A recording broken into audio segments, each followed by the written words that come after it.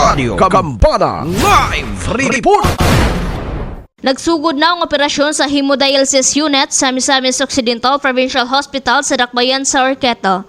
Sanglit aduna kini 31 nga mga bagong hemodialysis machine nga mahimo makaamudar sa dulan usa ka gatos nga mga pasyente matag adlaw. Kini ang nasayran human sa opisyal nga pag-abli sa hemodialysis unit sa MOPH niadtong nakalabayng semana nga gipangunahan mismo ni Misamis Occidental Governor Henry S. Waminal kauban ng mga lokal nga opisyal sa Dakbayan sa Orqueta, mga empleyado o opisyal sa nasingpit nga ospital. Una nagipadayag ni Governor Waminal ang libre nga serbisyo sa hemodialysis unit sa MOPH alang sa tanang Misamis nun nga bukas gikan alas 7 sa buntag hangtod alas 11 sa gabi. Kahinumduman atol sa State of the Province address ni Governor Waminal, gipadayag ni ini ang padingkamot sa pangagamhan ng provincial sa Misamis Occidental nga mahatagan og dakong pagtagad og panginahanglanon sa 5 ka pampublikong balay tambalanan sa probinsya.